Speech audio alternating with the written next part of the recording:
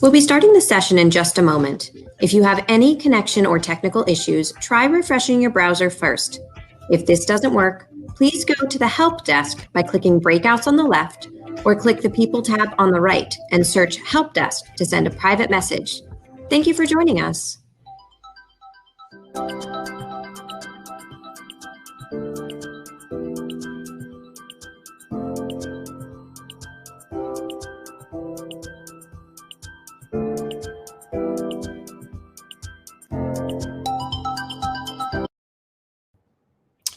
Hello and welcome to our fourth and final week of the MCURC All-Member Virtual Series.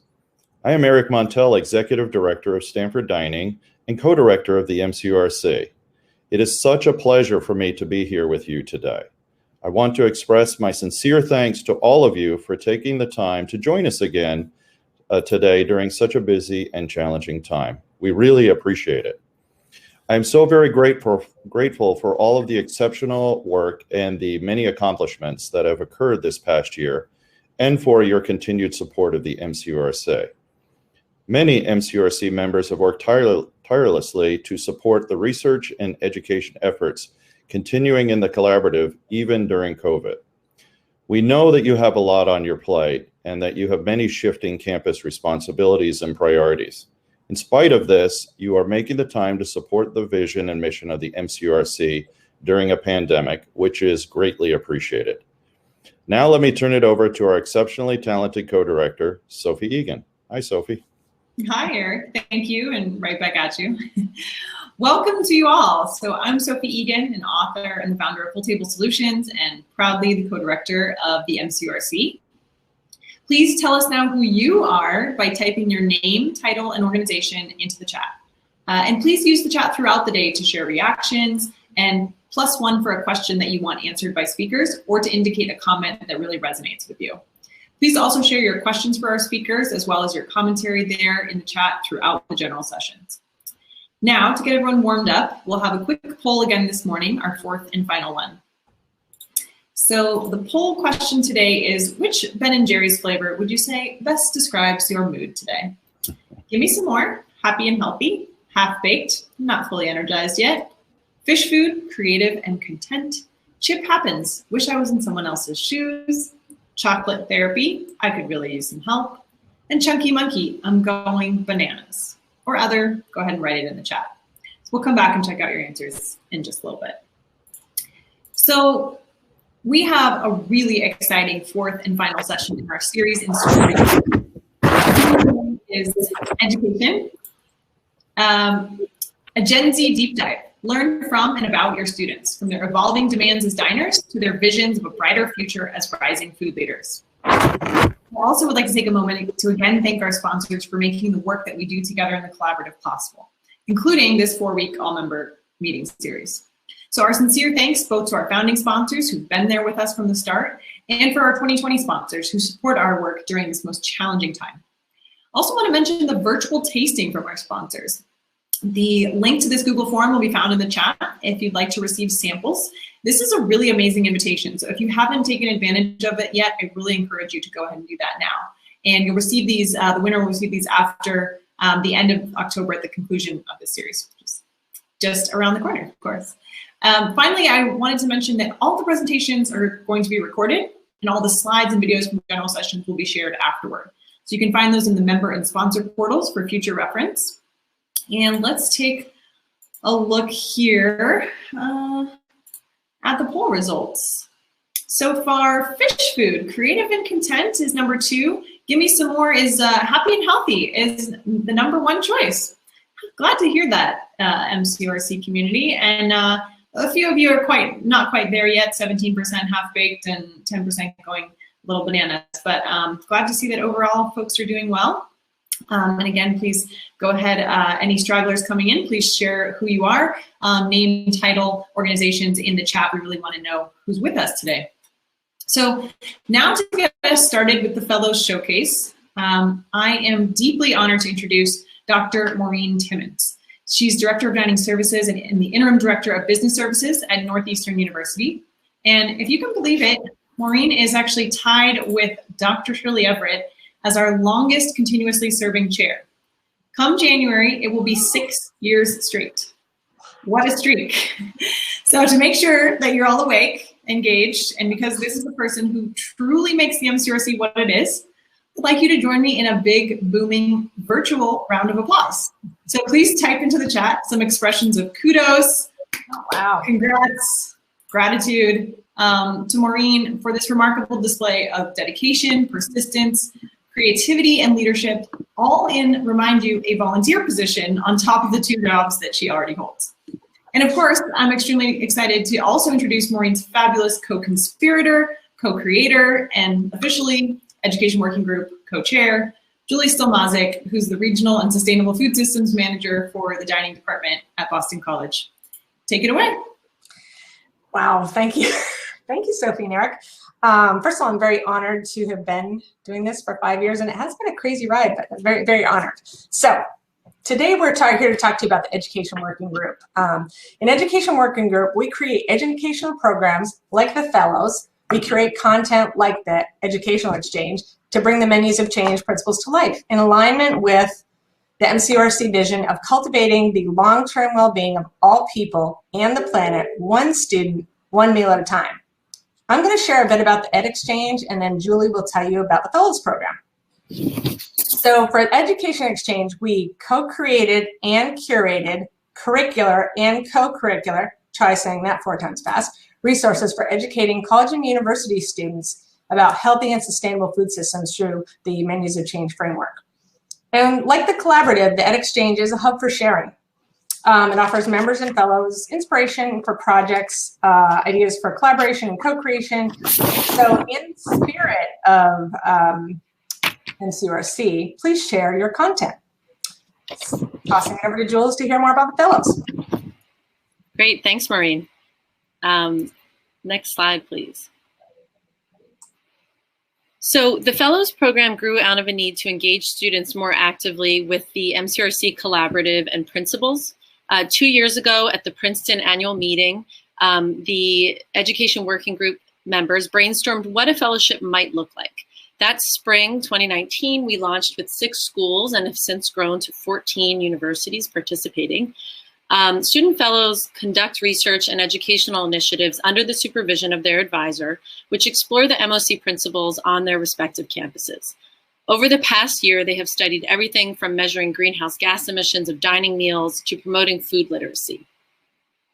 You can see, I think on the next slide, some of the projects that they've been working on. Post-fellowship, students have become part of the greater MCURC family, and we hope they'll continue to engage with the collaborative in their careers after graduation.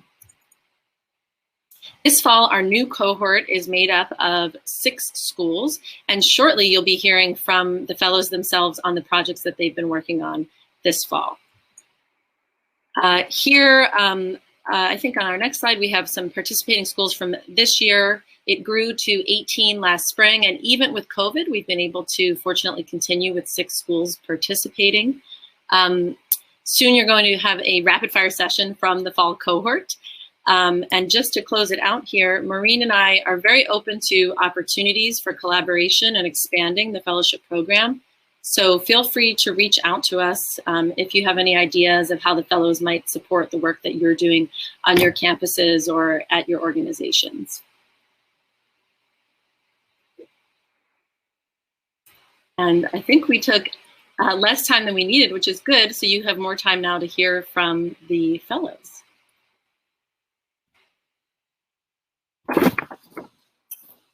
And these are some of the projects that you'll be hearing about shortly. There will also be a poster session later in the afternoon as well. So Tiffany, you're up next. Take it away. Okay. Hi, everyone. My name is Tiffany from Rutgers University, and I work under Dr. Peggy Policastro, who's chair of the Research Working Group. And her research focuses on behavioral nutrition. So one issue we wanted to hone in on was sugar-sweetened beverages. We know that previous research has shown that sugar-sweetened beverages are a main contributor of added sugars in the diet, and there are recommendations currently to limit the high intake of added sugar.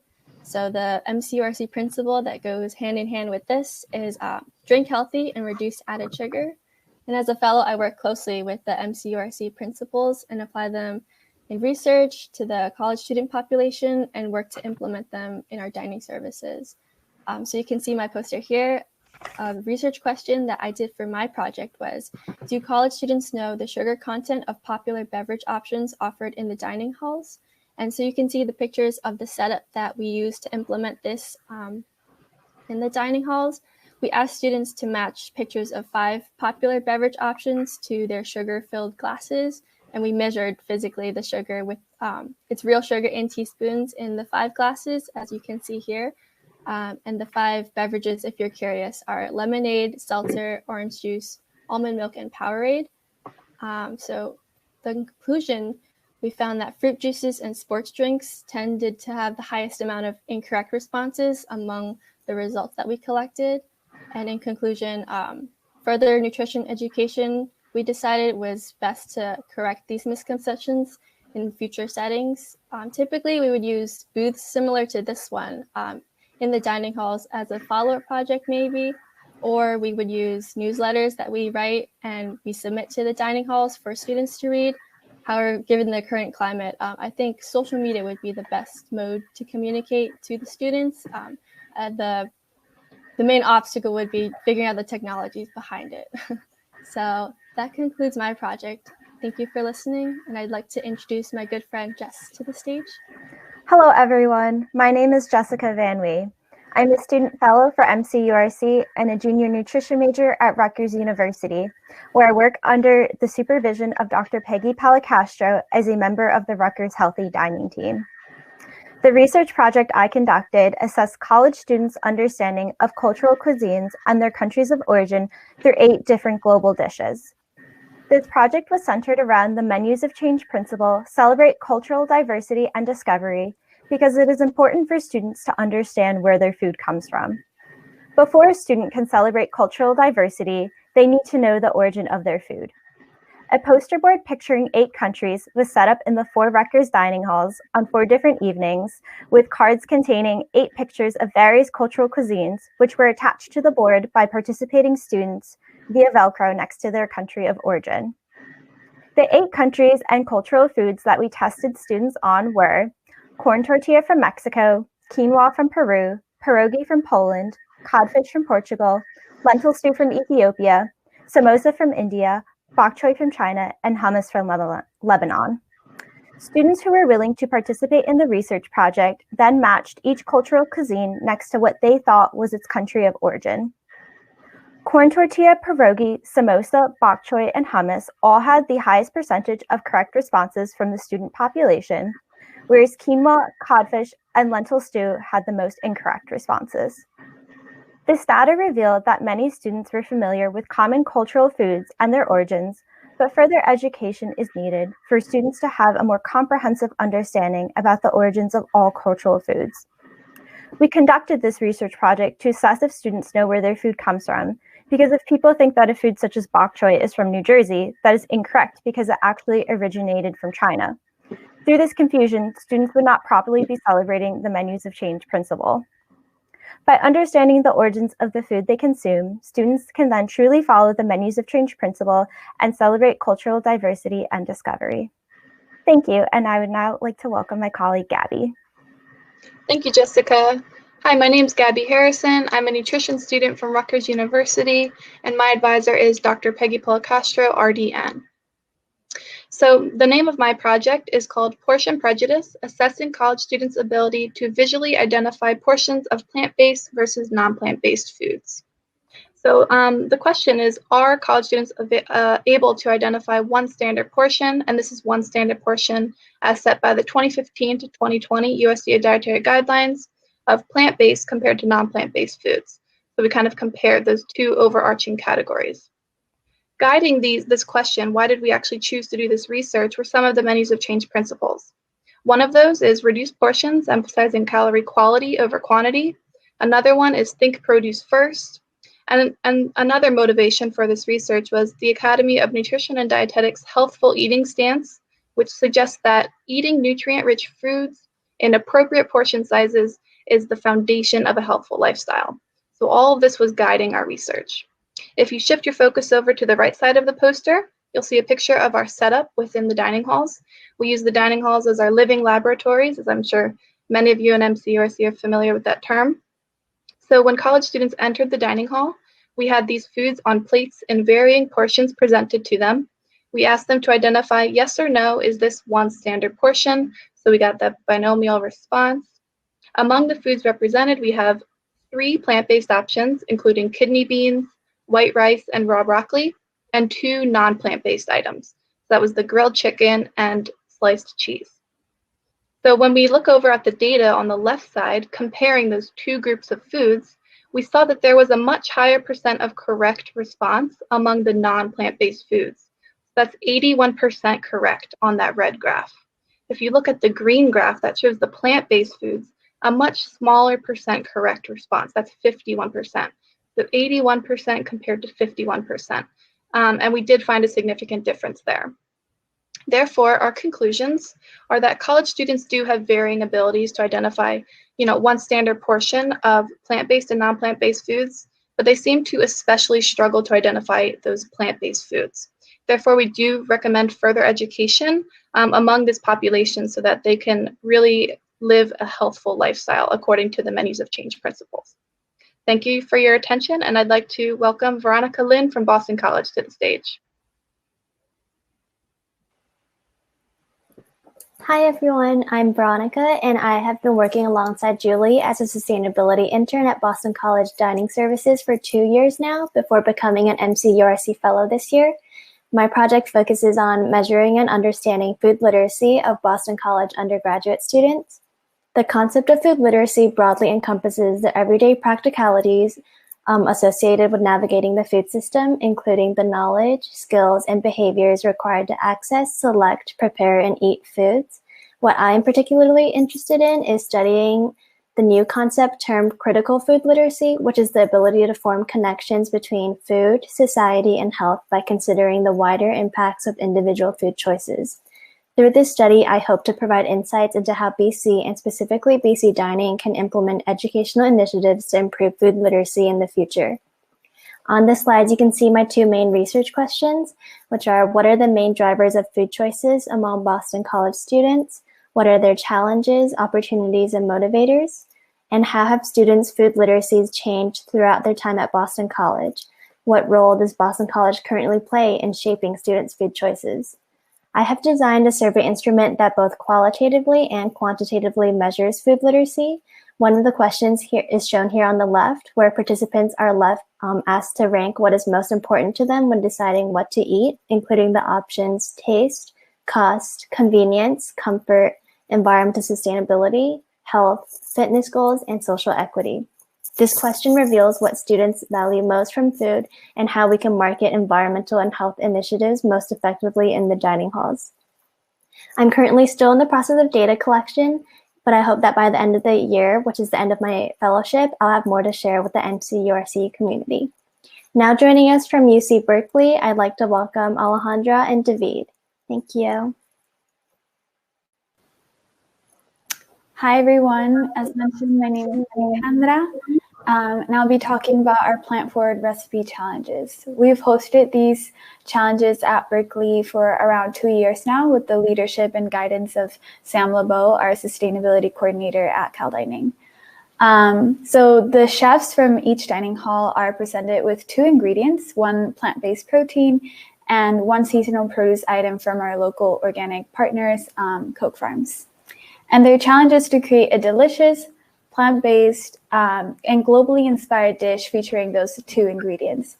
At each event, we gather student feedback, and we engage with students about talking to them about plant-forward eating.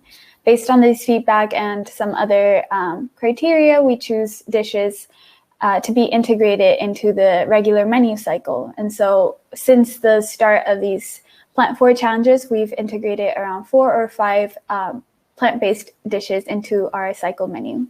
So these challenges have been hugely successful, not only at promoting plant-forward and sustainable eating, but also at increasing chef to student engagement. Our chefs have gotten super creative and ambitious with their plant forward challenges.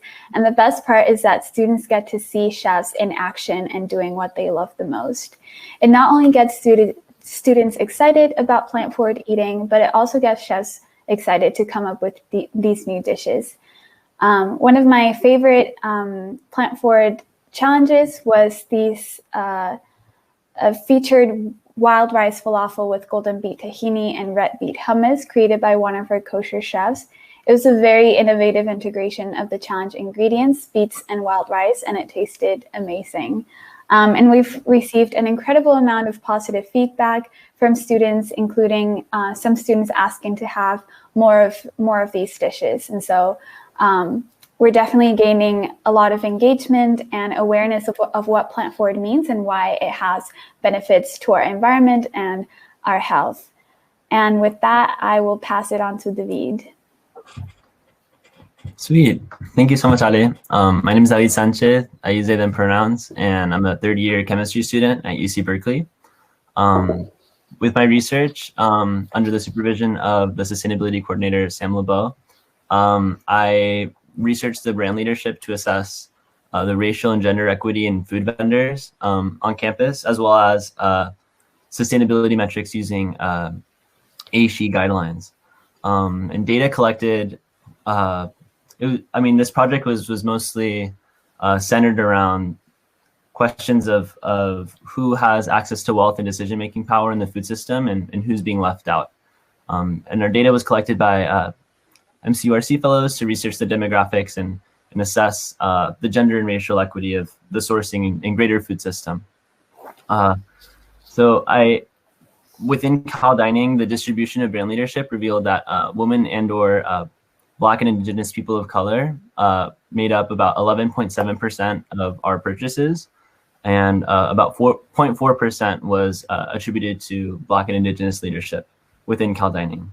And I think the snapshot of the food system is, I think that it's a result of historical discriminatory loan practices, as well as hiring practices that have upheld white heteropatriarchy within our system.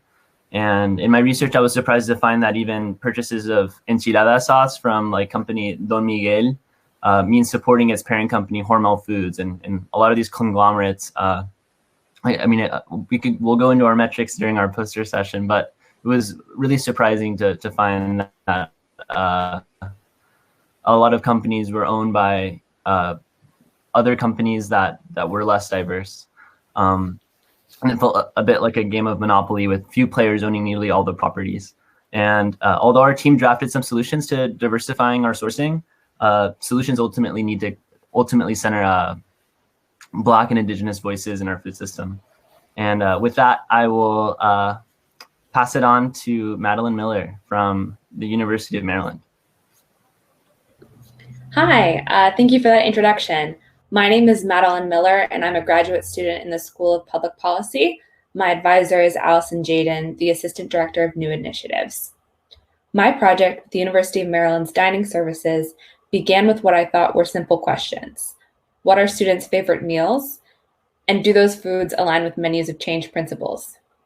Of course, those ideas were really several other questions, such as what items do students get excited about? What are the items that are most frequently eaten in the campus dining halls? And where is the most flexibility in the menus to increase nutrition and decrease associated greenhouse gas emissions?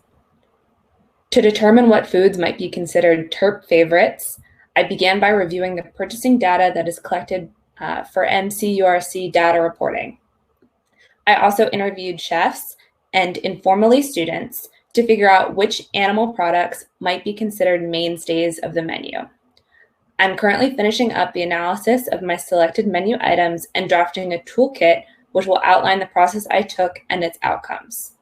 I hope that this information could be used by the culinary team when thinking about what future favorites might look like, or by future fellows. Also, as part of my fellowship, I've acted as an ambassador for the Menus of Change and green dining programs to other students on campus. This included a relationship with the Global Stewards, graduate students who study the nexus of food, energy, and water systems. These stewards rated some items offered on campus and provided qualitative feedback between October 2019 and March of this year. I also provided feedback and answered questions about UMD's dining to 2 undergraduate student groups with capstone projects related to the university's adoption of the Cool Food Pledge. Thank you for listening to the MCURC Fellows Overview presentations. I look forward to seeing you in the Fellows poster session later today. Great, thank you so much, Madeline, and thank you to all of our fellows for those rapid fire, super insights-packed presentations. We have a specific question from Christina Batondo that I'd like to welcome Jessica back to address. Christina Batondo is a culinary leader at the Stanford Dining team. And Jessica, she asks, what are some thoughts on how to encourage students to try new cuisines that they are unfamiliar with? So I would encourage students to really go out of their comfort zones, and whether they try a local restaurant that they've never been to that offers a cuisine they're unfamiliar with, or even go into their own campus dining halls, because I'm sure the dining halls often offer various cultural cuisines. I know Rutgers does. Or whether it just be going online and searching up some new recipes that you can try on your own if you have access to a kitchen and ingredients. I know from personal experience, I love cooking. I think it's a really great stress reliever, and it's always fun to try new dishes and explore different flavor profiles from things you're unfamiliar with. So really the encouragement just comes from stepping out of your comfort zone and taking that leap and trying new things. Yeah, that's great. And do you think that the best sort of vehicle for safe experimentation or for trying new things is with a friend, like somebody who's, hey, check this spot out that I've been to that I love, or is it with family members? What do you think is a helpful way to get there? Definitely, whether it be friends or family members. I know for me, eating is a very social thing, so I love to go out to eat with my friends or family, and to experience it with them and talk about the different flavors and the experience that it brings is really something that's enjoyable. Yeah, that's an interesting point about the social element of trying new flavors, right? And I wonder with some of the more solo dining, perhaps that's brought on by COVID, if people are sticking to more familiar options, things that they already know they like, and doing less of that experimentation. But thank you so much for this great work, Jessica. We really appreciate it. So now we're going to transition to our next speaker, who is, actually, before we do that, though, I just wanted to mention about our fellows.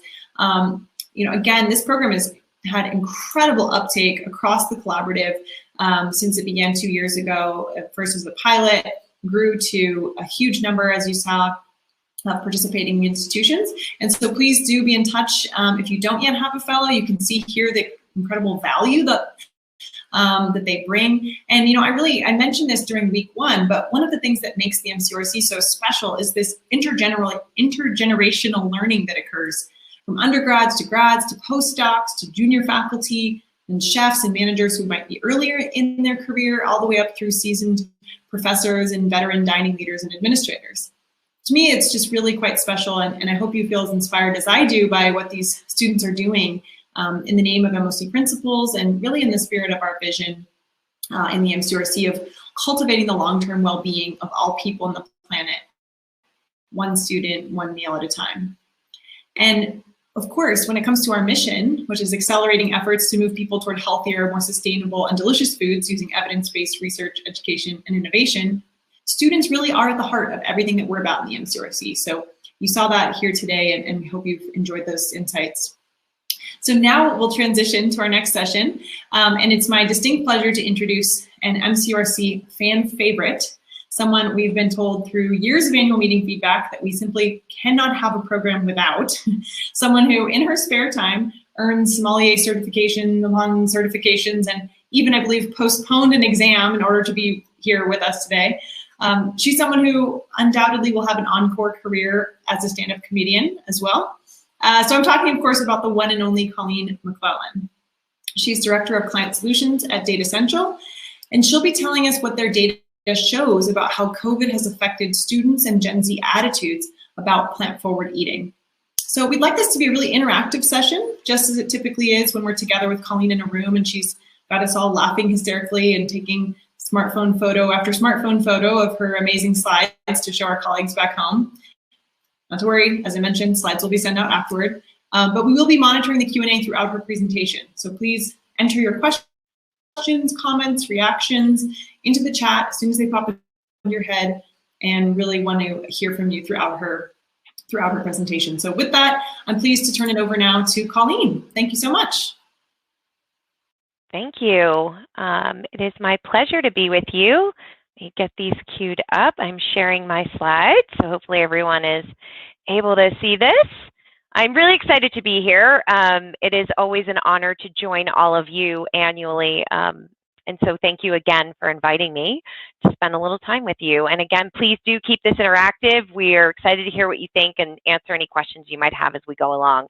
So the purpose of our session today, we want to talk about Gen Z and thinking about forward plant-based, looking beyond COVID, but also recognize what's been going on. So I tee this up to say we, Data Central, actually worked this year with the Culinary Institute and, of course, Harvard School for Public Health, and we've created a miniature report called Plant Forward by the Numbers for the overarching umbrella of Menus of Change. And that is available on the website, menusofchange.org. So please feel free to check that out. I think it's jam-packed with some really good information. And so what I've done is taken a little bit of that information and broken it out into the total population versus students' opinions, because I think it's really important for us to drill into our next generation of consumers, both for on-campus dining, but even more so just how they enter into the world on their own and eat around restaurants and other on-premise locations. So let's jump right into it.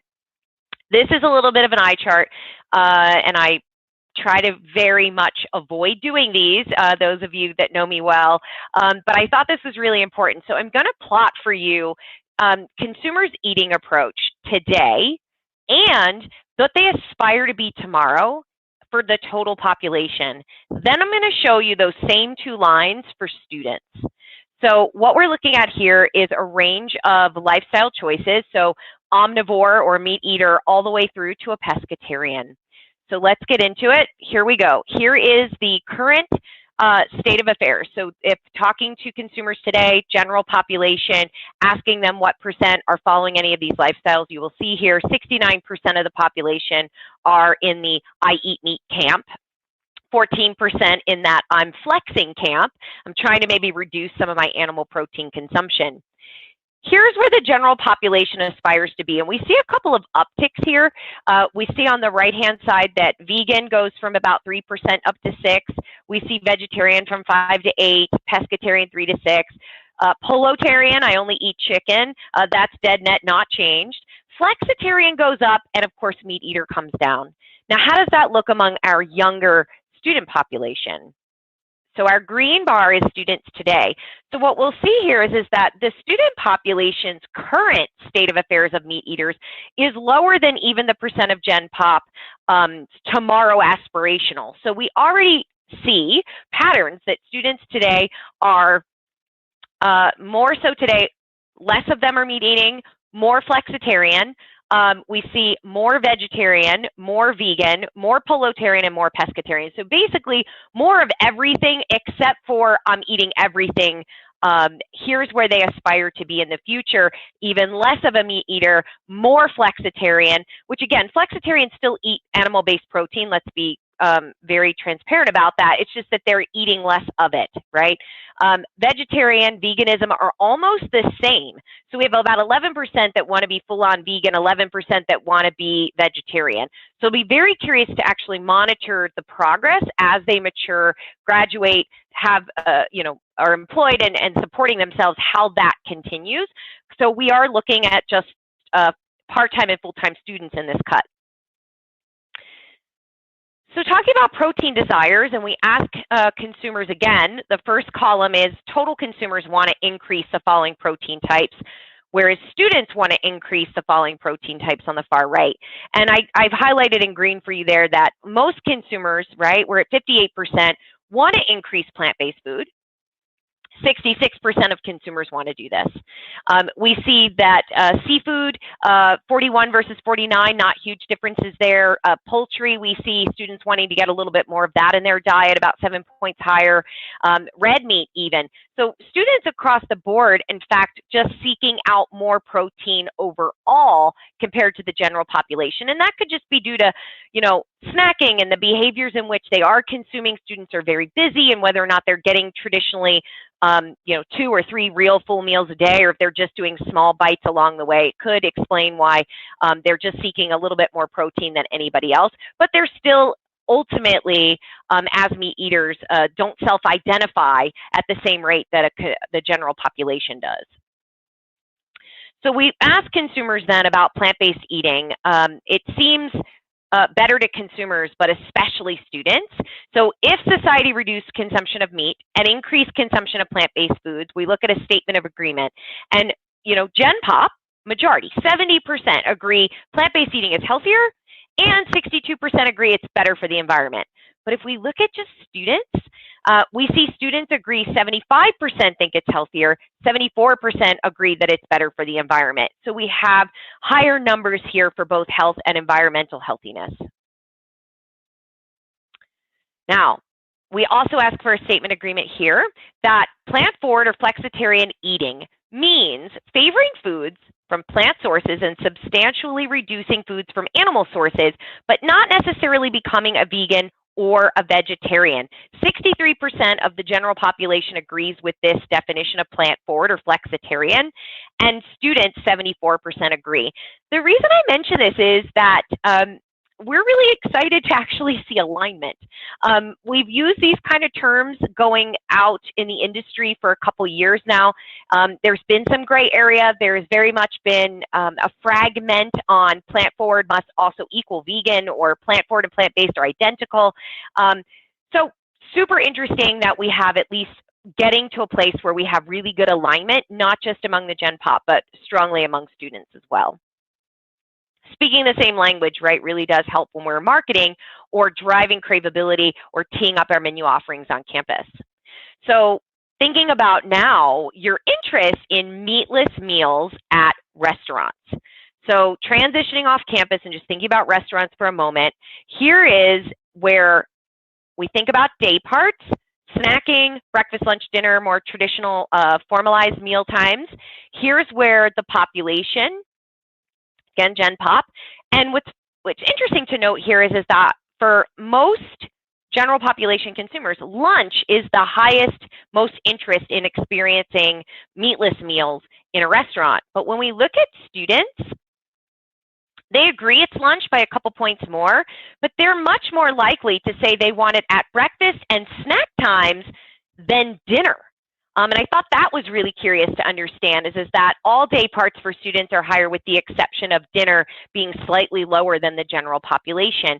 And what you're going to discover as we go forward is that students still are looking to increase their protein across all the different types. And there's a link between protein and satiety and feeling full. And as we get into this a little further, we're going to see some of the challenges that are, or perceived challenges, in eating plant-forward and plant-based among the population and students alike. So though we aspire, that doesn't always reflect our reality. These are some of the challenges that we may need to tackle. So 57% of consumers believe animal-based protein is a more complete source of protein. But look at the number for students. So 66% of students still today believe that animal-based protein is the most complete source that they can obtain. Animals are also thought to be a better source than plants. So 61% prefer animal protein for the Gen Pop, 64% of students prefer it. 50% believe animal protein is healthier. 68% of students believe animal protein is healthier than other forms of protein. So though plant-based eating is healthier and is also maybe better for the environment, there is seemingly a disconnect for Gen Pop, but highly among students, for what the protein content is, the quality of that protein, and the quantity of that protein that you can actually get from plants itself. So maybe part of the step forward in, and we've seen this with the blended burger, which is a brilliant solution. 67% of Gen Pop consumers would try dishes that mixed plant and animal protein. The blend is a mushroom meat combo. 75% of students are interested in this. So that helps them not just cut back animal based protein consumption, but also helps them increase plants in that combination. It also helps drive craveability because it's using things like burritos and tacos and burgers and things we already inherently love, or pizza toppings. So that helps us achieve that aspiration a little easier. Now, we put plant-based in the center of our plant forward, and I know that I can't talk to you directly, so certainly makes it a little harder to have as much fun as we normally would. But I'm going to give you a list, and I'm going to give it a chance to shout out, and maybe Sophie and the team can help me from a chat perspective. But here's a list that we have 5 top concerns with plant-forward eating. The lowest on there is not fitting the mood of the occasion of the meal. Like, imagine it's like a romantic meal occasion, and maybe folks are concerned that having a plant-forward entree just won't be as sexy, right, for that, date night. I don't know. So 22% have that concern. 28% have that concern that I just won't get enough protein at all. But I'm curious if you can guess what the third, the one in the middle at 30%, if anyone can take a guess at what that concern might be. And let's see if anybody wants to feel brave and throw it in the chat, and maybe there's a way for us to see what you say.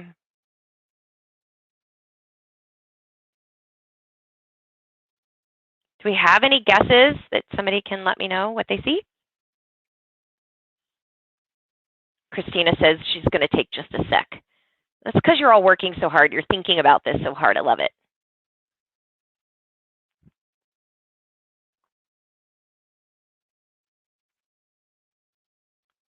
Completeness of protein, won't feel full afterwards. These are good guesses. Let's see. The number 3 is that it's just like completely will taste terrible. And here is I got one that just popped up. Somebody already guessed it. Won't taste good. High five to you. Totally nailed it. So here's what's fascinating. For Gen Pop, won't taste good is at the top of the list.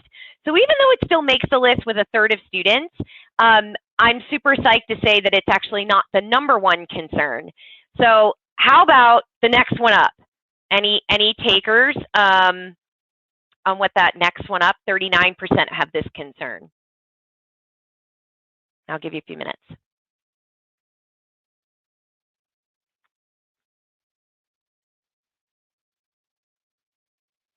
More expensive. Ooh, good guess.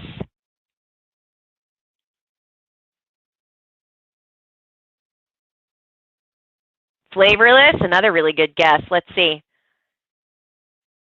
Being too hungry. So it really was already, and I won't put you through this torture. So being hungry within 2 to 3 hours after eating it. We used to say this in our family growing up, is that, if we were really lucky as kids, breakfast for dinner, that was super, super exciting opportunity, because in my world, that meant something sweet for dinner, because it was either going to be pancakes or French toast. Sure, we could have had omelets, there could have been other healthy things, but my hope was like pancakes or French toast for dinner. And the big crisis with that was always we were starving within 2 hours later, and mom would get irritated that she had to make a whole nother thing, like get a snack, eat fruit, you already ate your dinner. But the idea that, eating a plate of sweet carbohydrates would make you hungry, that sort of perception exists among students when they think about eating a plant-forward meal, that it just won't be satisfying enough. And we've already guessed the number 1 concern among 40% of students is paying too much for plant-based ingredients, that they're just unobtainable from that financial standpoint.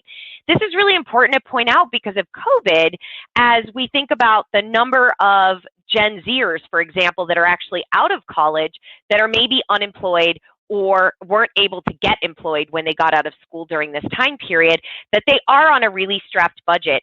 And at Data Central, we've been tracking, a whole host of trends, of course, every year.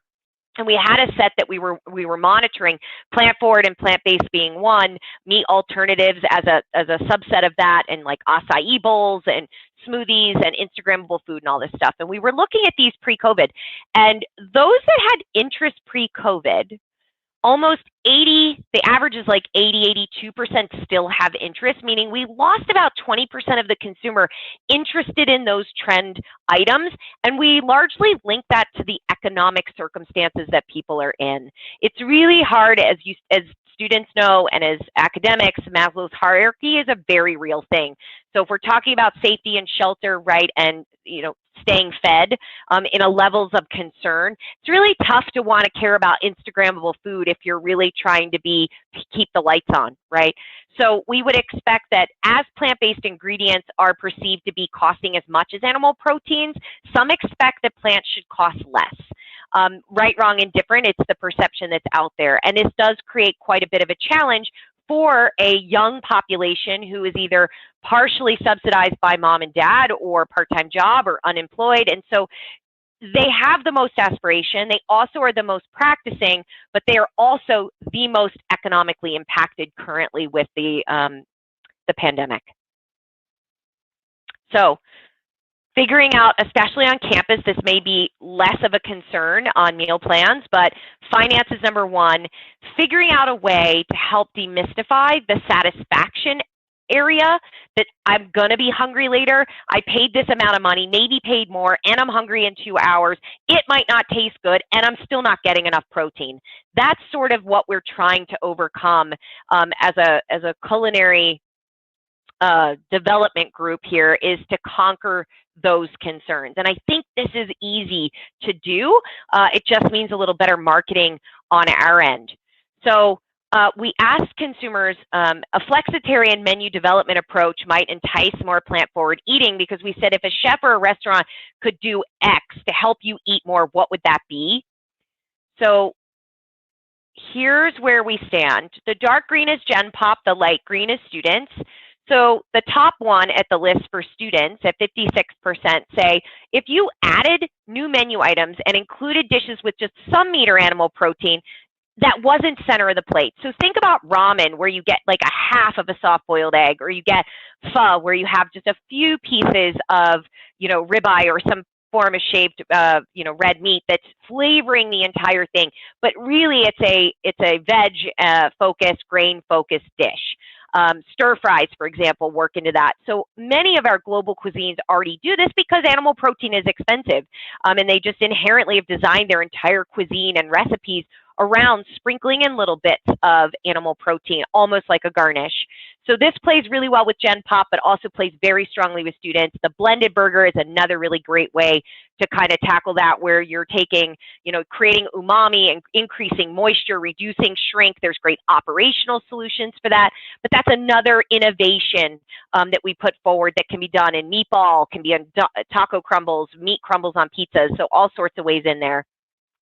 The next big thing for students is sort of a tie between adding new items that include both vegetarian and vegan offerings and preparing the cooking of the vegetable or plant-forward dishes better.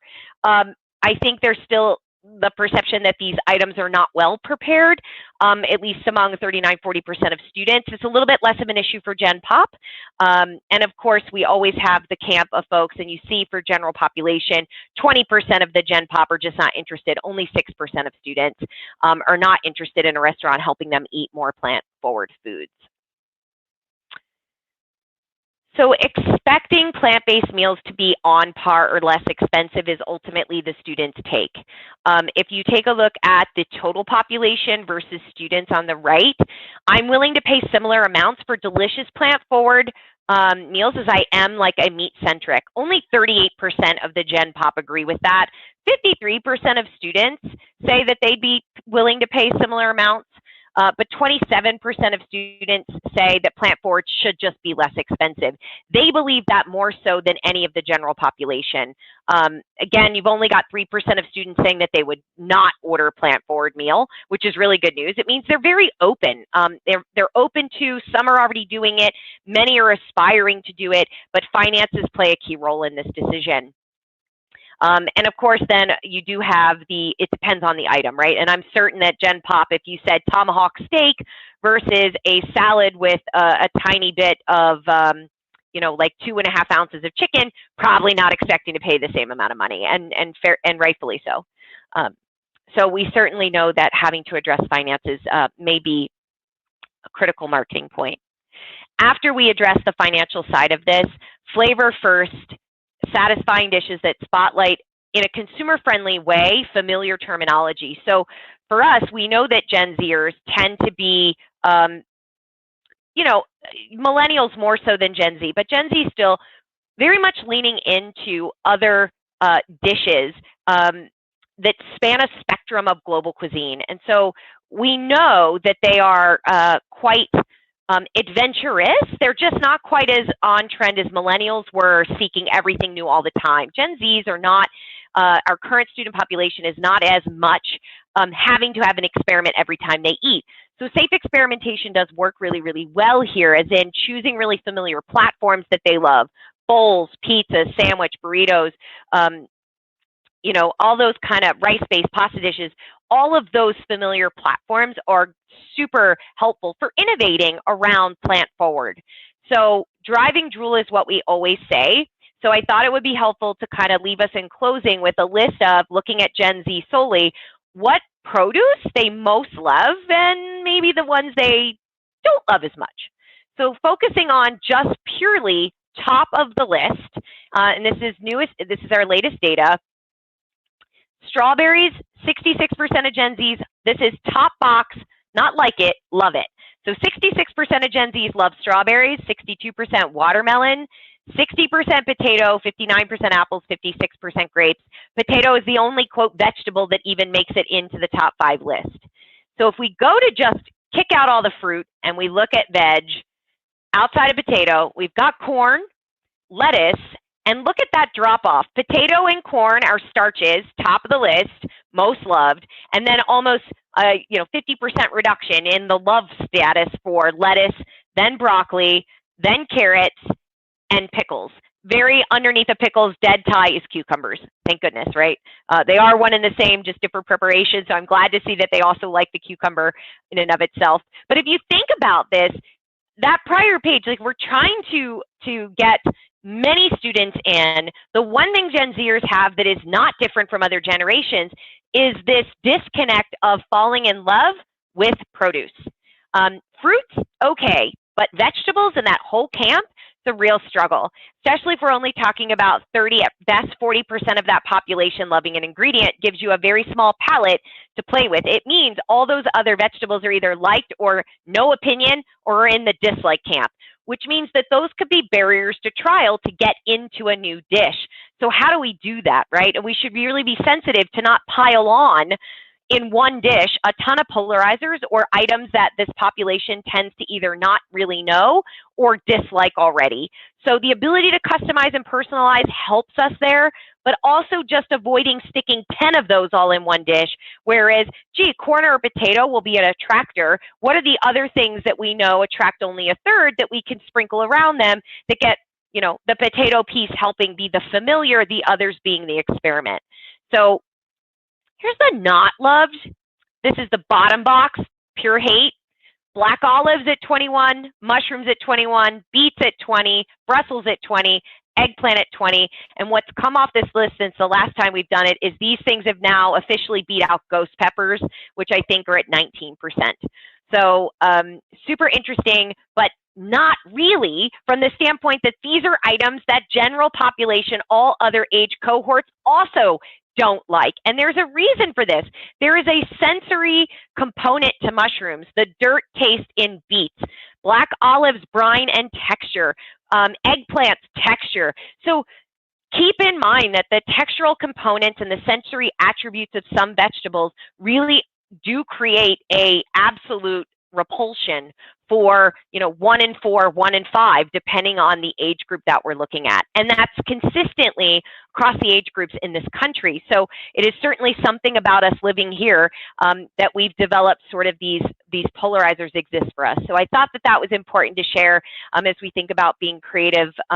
These are the items that you either blend in or the items you only use one from this list, not all, or you give them the option to hold it, and that will also be helpful.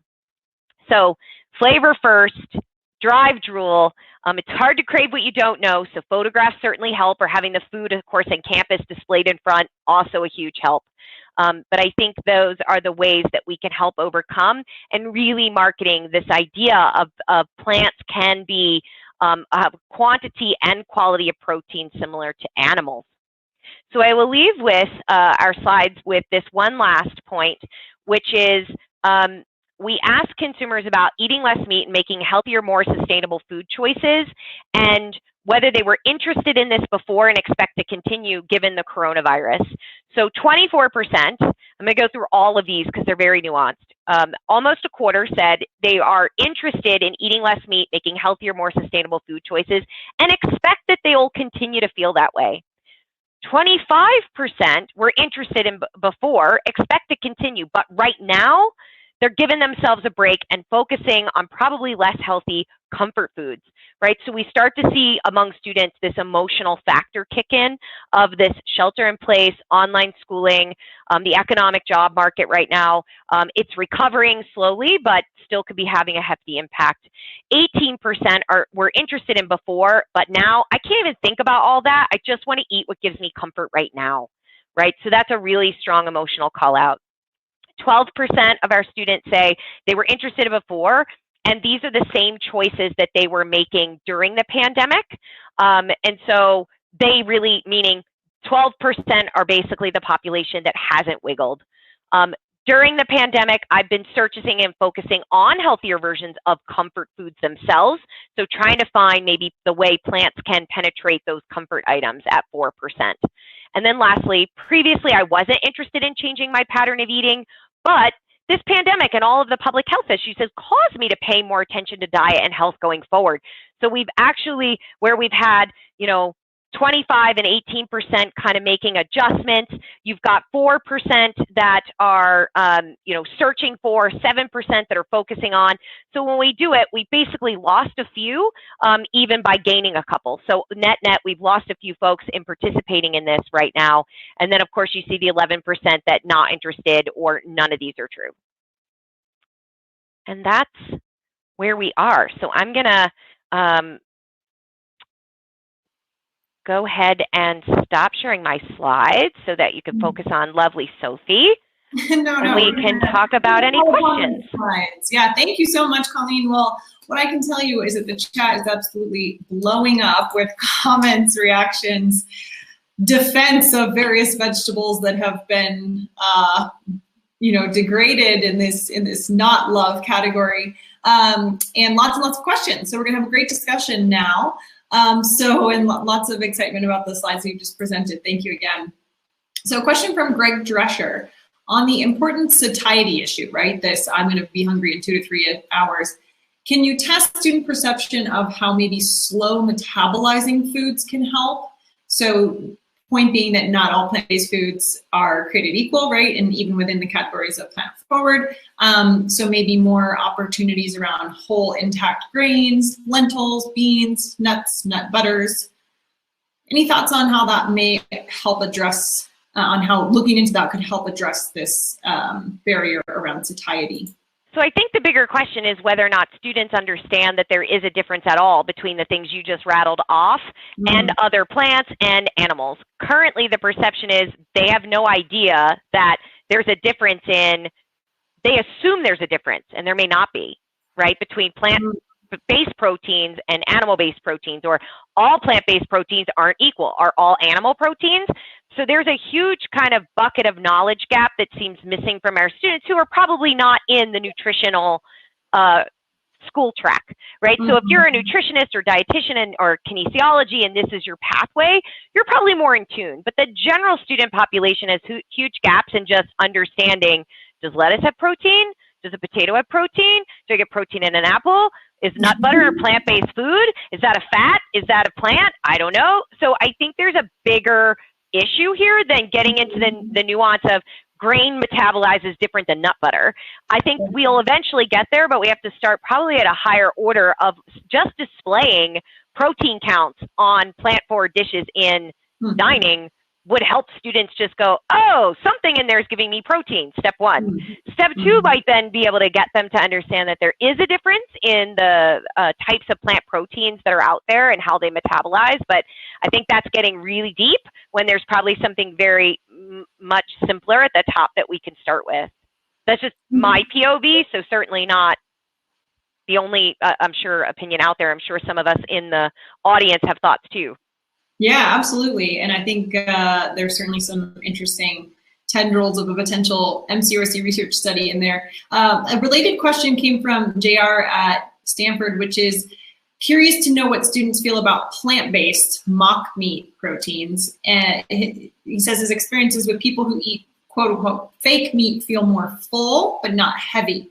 So just while we're on this topic of feeling full, satiety, whether or not students know protein content, what's in a food or not.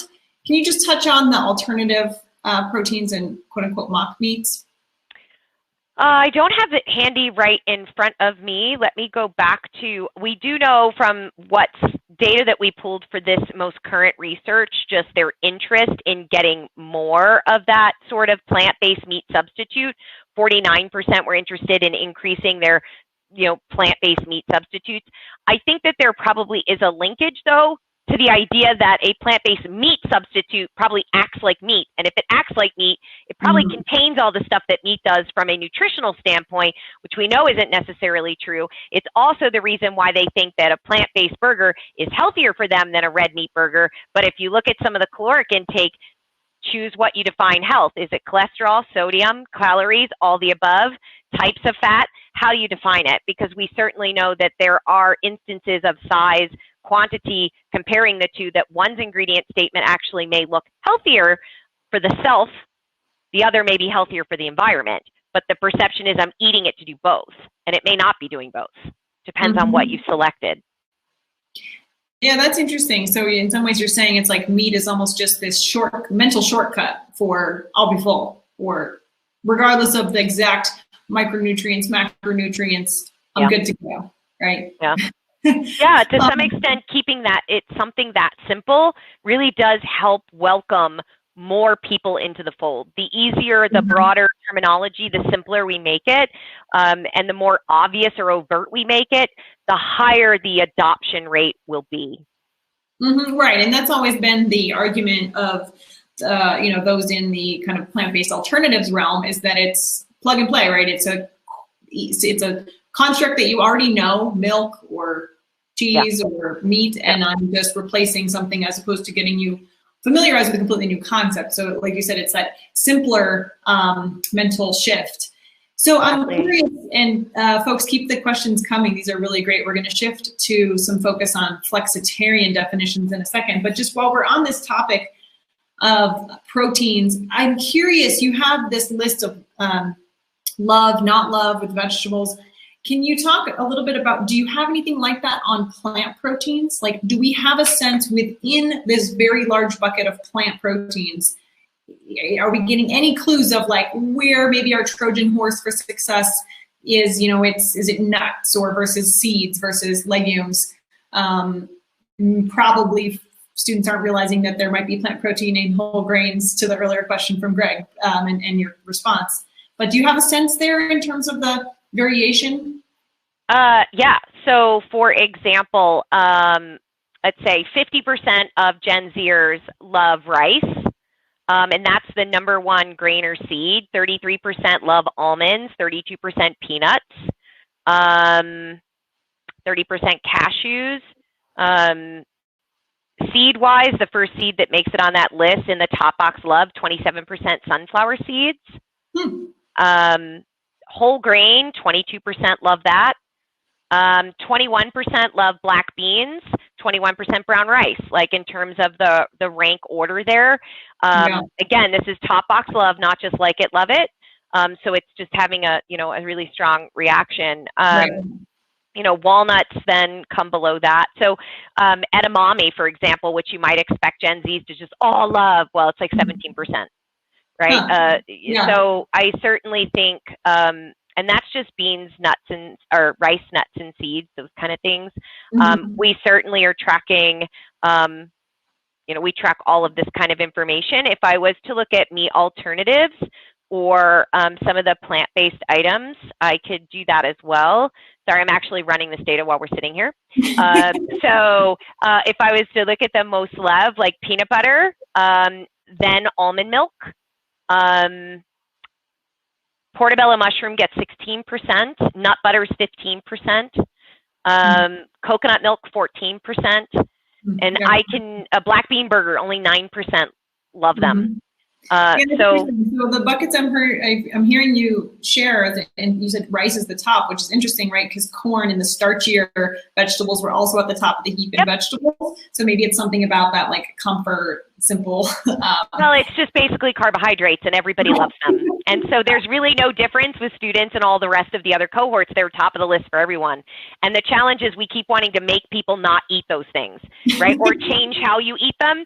And it doesn't change the fact that there's still this emotional connection of going, I still love it, right? Like maybe I don't let myself eat it every day, but I still love it, right? So it's always then trying to use those platforms as ways to work in other things and focus on what's there, not what's not there, right? So again, don't call out the lack of protein, call out the protein that's there, or find ways to sneak protein in. So to your point, combination of maybe an edamame or a sunflower seed. Again, don't call them pepitas, because most people, like if you're doing pumpkin seeds, keep them pumpkin seeds. Like make sure that you're using language that is recognizable, because all of that helps drive drool, and that helps get us to eat things that are new and different or help us achieve our aspirational goals. Because again, you're talking about breaking habits or creating new ones, and those take some time. So lowering those barriers economically, but also in confusion and disgust, getting rid of those things really helps too. Yeah, that's great. And just so you know, people are very excited about your tagline, Drive Drool. That's a fantastic mantra. So I want to dig into— I feel like we should all get tattoos. Probably, yes. That would be so cool. No one at Data Central has one yet? That's shocking. No, but I mean like an MCURC. Like we should have like a Drive Drool MCURC, like, maybe nobody else wants to permanently link themselves. Maybe I'm looking for an excuse to do it. I don't know. We have a few diehard MCURC members out there, so maybe they're up for the challenge. I like it. I really want to dig into this flexitarian construct, because one of the questions that came in was from Ghislaine Chalamel, our research program manager, and she said flexitarian status seems to be an evolutionary status, meaning people want to eat less meat, whereas the others are more facts, like I eat this, not that. Do we have a precise sense, and can you speak more about what your definition, at least, of flexitarian is, and maybe how that relates to other definitions out there? Yeah, it strictly says that I'm trying to reduce my animal protein consumption. Okay, so it's a desire or intent to reduce then. Right, means that a flexitarian, right, like I'm a vegetarian is a lifestyle choice where I don't do these things. Flexitarian means I do some stuff some of the time, and really the goal is I'm trying to cut back on my animal protein consumption, right? Like I'm not doing it every day. It doesn't mean I'm doing it every single meal. It means I'm doing it at some point in my journey, right, of the year. That's great to hear, because it actually kind of affirms what Ghislaine's sense was. She said, if you are French or American and you used to eat meat 5 times a week and you go down to 3 times a week, you can self-identify as flexitarian. If you are Indian and used to eat chicken 3 times a week and go to 1 time and self-identify as flexitarian, we're not talking about the same thing, but it would be the same. The diets are different, but the definitions would be the same. Correct. And Bob Valgenti, Dr. Bob Valgenti, had an interesting point, which is he suggests that flexitarian is a catch-all for a wide range of behaviors, but might be effective as a heuristic that allows a sizable segment of the population to at least be moving towards more plant-forward behaviors on their own terms within an achievable cultural and economic horizon. Can you share your reactions to those 2 comments? Sorry, I feel like I just agree. Okay, great. You agree. Yes. Yeah. I'm going like, yeah, like this sounds right to me. Yeah, for sure. Okay. You agree that it's essentially more important to be this continuous improvement, whatever your baseline is, wherever you're starting from as an individual. Interesting. Yeah, and the reason I say that is the following. Bear with me, folks. You've heard this before, so I'm just going to repeat myself, and love me anyway, because I'm just going to say it again, is that most Americans, and I will stick to the US population because that's where this research is focused, let's just say this, is that meat eater and flexitarian are part of evolving habits.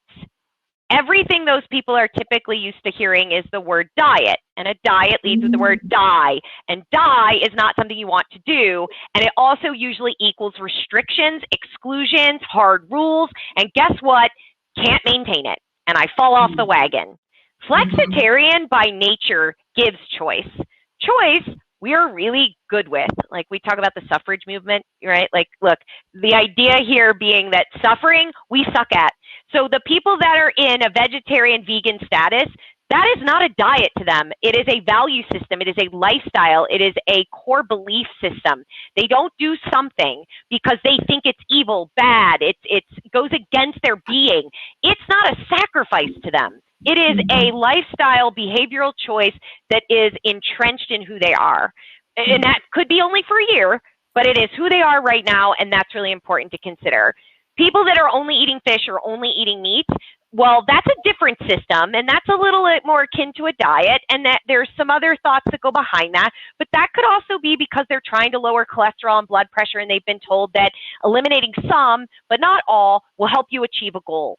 And that's also why they're very tiny figures. The majority of the population goes, I've tried South Beach, I've tried Atkins, I've tried Weight Watchers, I've tried fasting, I've tried, keto, I tried paleo for 5 minutes, whatever. Why do we bounce around? Because none of it is sustainable if you perceive it taking away things you actually enjoy regularly, because that is just not how we operate as humans. So for those that aren't in the camp of it's a value belief system, they're the ones going, I know it's better. I think it's better for me. It's better for the environment, but it's really tasty. But I sometimes have cravings. This is the conundrum that goes on in the complicated hearts and minds of humans. And so this is why the plant replicated market even exists, is they understand that, well, if I can make something out of plants and save the planet that you'll eat and think it tastes like a burger, win-win, right? The challenge is majority of the motivation for Gen Pop is self-health. Environment and animal welfare are much lower motivators on that list in the general scheme. And so for them, they got to get that benefit, but they also don't really want to permanently sacrifice. So going from 5 to 3 is like, are you kidding me? I went from 5 to 3, celebrate that. I should get a title belt. I should be able to wear a belt around the house saying like how well I've achieved this. And so I think the flexitarian is someone that says, I know and believe those things, and I really want to try to get there. I don't have a set timeline. I'm going to do this one week, but I might fall off the wagon the next week. The next week, I might go vegetarian the whole week. It wasn't the plan. It just so happened, and I was really excited about it, but I know I can't do that every single week. That's really where the flexitarian kind of camp sits, and why more people are starting to lean into it, going, I think most people are believing that totally being a full-time animal protein-based eater all meals a day is maybe not the best for themselves or the environment. So flexitarian gives them the option without going all the way to the right. No, thank you for that.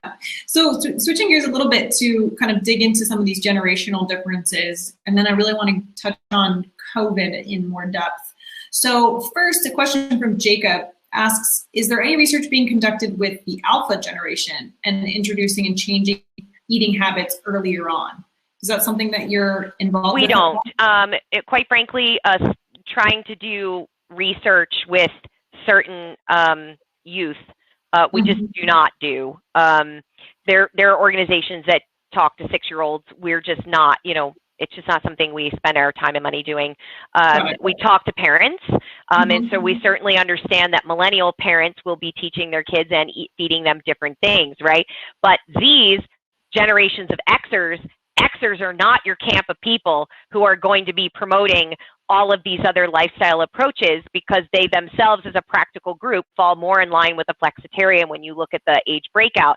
So to your point, if you want to get the next generation, the children of millennials will take care of that as parents. Oh, that's an interesting point. Okay, right, because you blew my mind that first time that you pointed out that there's an assumption, this is years ago, or maybe at least 2 years ago, where you point out there's an assumption that Gen Zers are just like a more extreme version of millennials, but they're actually more similar to Gen X, and so Gen Alpha is going to be most similar to millennials.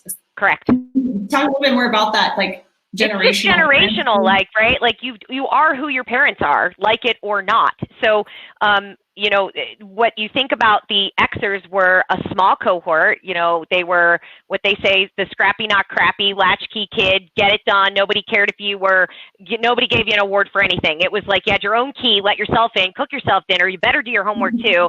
There is no TV, even if you're not being parented. There's no TV till the homework done, and they just followed the rules.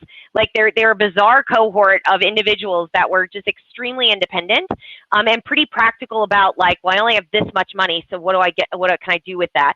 They're also the ones that were still very much in the workforce going, I will follow the protocol, follow the mentor, wait my turn.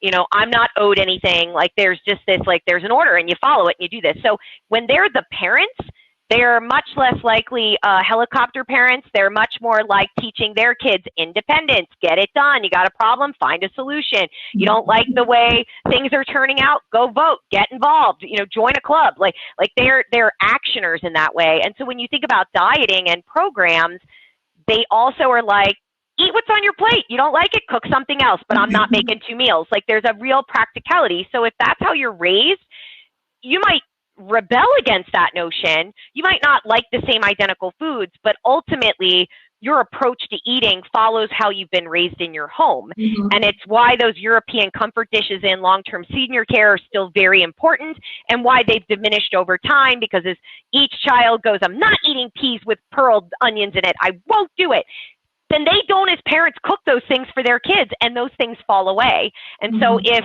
millennials are more aggressively eating global cuisines and very diverse and more plant-forward and plant-based and cooking them in the home, they're feeding them to their kids, it is likelihood that their kids will either rebel and never make those singular dishes, but ultimately have latched on to the entire eating program and then turn around and give it to their kids as well.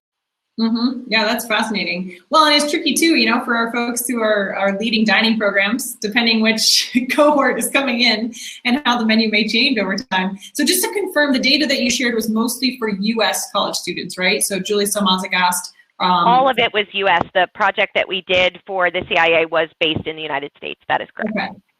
Great. So now, can you share whether you think COVID impacted any of this data and in what ways? You know, we're really eager to understand, especially with maybe students staying at home. And like you just talked about, with how big of an impact it makes of what your parents cook for you. Yeah, that's a good question. I mean, I don't think tremendous, like just look at Gen Pop, the figures of meat eaters today versus vegan, vegetarian, those numbers haven't wiggled in many times that we've tested this in the last 5 years. Like we're not talking like 10-point swings. We see like maybe a point change in the today versus tomorrow behavior. I don't suspect students have changed much either. However, you have seen on the last page I showed you that there are people that want to do things that are currently taking time off because of COVID, saying that they're eating less healthy comfort. But conversely, there was also a smaller chunk though. So if you look, let's say it's 12% said they were doing that, and then 6% said, now I'm freaked out, so I'm eating way more healthier than I did. Net, we only lost 6% that were eating plant forward, because you do the difference between the two. So we know that during this shelter in place for the last 8 or more months, that their current behavior in this moment in time is flexing back and forth, either taking time off, doing the best they can, really still looking for comfort food, but trying to find it with plants in it. And then we've got a handful of folks too saying, at least 2 groups that are trying to or investigating, how do I be healthier because I want to prevent or avoid getting sick. Right. So can you just elaborate a little bit more on kind of the main takeaways of COVID impacts on drivers of food choices? So you just alluded to immunity as one that maybe was not really on folks' radar before. And especially thinking too about this trend of eating out of home that has been on the rise, and yet maybe, you know, how chefs have for so long been kind of a tool, if you will, that the plant forward movement or flexitarian leaders have relied on for playing with menus and samples and trying new things. So, you know, the ability of students to cook themselves healthy meals, make healthy choices, eat more plant forward, all of the kind of surrounding swirl of factors that COVID has brought on. Talk a little bit about that, and especially also what you think may be the lasting impacts versus what might disappear, you know, the minute the vaccine is in place. complicated question, right? So we've got, if we're focusing on the youth, like our younger generations, they have zero problem flipping open their phone and using Uber Eats. They have no problem getting food delivered. They don't even like care about the quality of it. Like they just embrace the idea that if I really wanted that plant thing and I don't know how to make it and I know somebody really does it, or I love my vegan Chipotle bowl, I just order it and it comes delivered to me. Now there's an economic situation with that and delivery fees with that, and those that can't, then you're right. Those are the ones that are kind of focusing their energy on something else because they can't just afford to do that anymore. So that's not true for boomers, right? So the boomers are more likely curbside. They're more likely to try to avoid those fees. They expect higher quality. So there's this very big swing between how people in different age groups are using restaurants right now. We also know millennials that are parents right now at home, and so not students, but they're home going, dude, 7 days a week, 3 meals a day for 3 people. Like, this is overwhelming. So like, it was super cool sourdoughing for like month 1, but like month 9, I'm over it. The starter is dead. And I'm still going, like, I go to Starbucks to get coffee through drive-through to get out of my house because it's the only place I am. So there is pent-up kind of eagerness to use restaurants and especially drive-through curbside as an outing. Like, I go there, get it, and take it home, but at least I got out. It was like my version of date night is like you get in the passenger seat, we go together. Pizza for delivery is like still very much heavily used by all generations and cohorts, right? So I think restaurants are more going to be, as we are looking forward, the takeaway out of dining room dining, whether it be delivery, pickup, curbside, drive-through, don't care. I think our biggest gap in restaurant change is the AM day part, the PM lunch to breakfast day part. Routines have changed, remote work. You're not commuting as much, not as many are. Therefore, you're making way more coffee at home. Are you really making way more dinner at home? Well, dinner is now where restaurants are being used way more heavily, whereas before they were more heavily used during the earlier times of day. So we'll monitor that. We don't know what the next few months are going to with bad weather coming. So that in and of itself will change how restaurants are used because outdoor dining is not going to be a possibility for many states around the nation. We know students have, I mean, I've seen campuses that have done picnic bench seating areas. They've gotten super creative for like, you still get your food, but then you eat on campus, not have to go to your dorm room to eat it. So I think delivery is here to stay. I think they will have to figure out the fees. They will absolutely have to address quality at some point.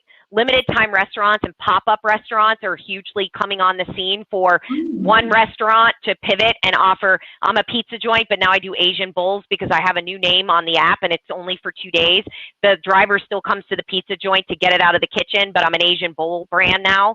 So it gives me license to do new things. Why? Because that same unit is trying to find a way to drum up traffic, right? How do I create more demand in a pop-up kind of virtual way? Uber Eats is even giving guidance on how to launch virtual restaurants to their audience right now. So lots more of that to come. I certainly think that restaurants play a critical role in offsetting boredom, supporting craveability, because often we've got data on this too during COVID. The stuff you crave is not the stuff you cook. So you want French fries, but you don't actually cook them. You want fish and chips, that ain't something you make at home. So you might make a burger, you might make a sandwich, you might make soup, you might make mac and cheese from a box, and those are things like PB&J. You don't crave them, you don't miss them, you're eating them. So all the other stuff that you crave and miss is the stuff you're hiring restaurants for now and probably will continue to do so. But they do right now skew heavier comfort foods than health foods for some. Yeah, that's an interesting point you raised just about the concentration, not so much maybe in campus dining settings, but for restaurants, so real concentration in dinner times, and just how people are using those away from home providers of food in different ways throughout the day than maybe the more distributed Starbucks for breakfast, you know, whatever sandwich spot for lunch and so forth. So we're just about out of time. I would love to end by just getting your kind of top takeaways and recommendations, if there are any best practices you have for shifting meat eaters to flexitarian, A, and B, just, you know, imagine these are all researchers, educators, and culinary and dining leaders, as well as students, of course. What are the best way to meet the needs of Gen Z diners while hopefully accomplishing that goal of shifting towards flexitarian, as well as, of course, really just nutritional high quality foods in addition to them being more sustainable? Yeah, this is a great question. And I think it's not one size fits all, because I know every establishment sort of has their own operational setup and can't all achieve these. But best practices, name it something familiar or something with a little humor. So the name of the dish, right, is really important. Get them in with the name. So don't make it so confusing or quirky or so authentic that nobody knows what that thing is. Again, you got to drive drool. And if I don't know what it is and I have to Google it, you've lost me. I'm already moving on to whatever else is visually in front of me. Oh, burger on the flat top I smell. I'm going to go over there. So make sure that we start with things that are easy to understand. Put all your creative, nuanced ingredients that are maybe a little more edgy or less familiar in the description. Make it beautiful, whether it's photo or right in front of you. Obviously, many open kitchens in cafeterias and around the country is that colors work. We like to do a lot of them. We like to make sure things aren't drowning in sauce. So allowing it to be add-on on the side or lightly dressed or kissed with or drizzled with. Don't say, you know, like harissa coated, blah, blah. Oh my gosh, now I just think I have a bowl of harissa, right? So really important to think about the sensory language to, again, drive drool, not fear. Anytime food drives fear, you lose the audience, right? And fear is very real. Neophobia is very real with food. So choose very much familiar platforms, pizzas, burgers, sandwiches, salads, bowls, things people know, rice dishes, pasta dishes as your base. Infuse it with a ton of great color. Count the amount of protein that you might be getting in any of the dishes that you have, or at least show that it's on par when you're trying to design on the back end. And very much, if you can't show it, photograph it. Especially now, that's important, right? With the you know, online ordering. The display in the to-go box is not exactly the same as it was on an actual plate. Right. So photography may have a higher role. Colleen, thank you so much. You are as entertaining and informative as ever. Huge appreciation from all of us to you for joining us today. And as I mentioned, we'll share the deck afterward. Really, really appreciate all of your great insights. So now we're heading to the sponsor member idea hubs on the future of university food service. So these sessions, as a reminder, they're 7-minute rapid fire breakouts with member sponsored pairings to share insights on your current and future operations. You can brainstorm together and actually develop practical resources. So you, as university members, have received a calendar appointment with details of your idea hub session schedule. And then in addition to facilitating connections, a big goal we have with these meetings is to allow our sponsors to come together as a group afterward, actually develop projects and resources for the MCURC community. So make the best use of these quick breakouts, really, leverage them. This is the last round we offer. And to help with that, we've developed a discussion guide to facilitate the session, so you can find a link to that in your breakout room chat. When you enter the breakout tab, click on your university room, then share audio, video, to engage in the discussions. Sponsors will join you at the designated time. And if you don't see your university logo on the breakout page, see the schedule or go to the help desk to double check if you should have a meeting room. If you do not have a meeting, we encourage you to connect with other members and others in the networking tab. Today's networking topic is, what is the most delicious new habit you've picked up during the pandemic? So enjoy the idea hubs, and we'll see you back on stage at 11:50 a.m. Pacific time. Thank you so much.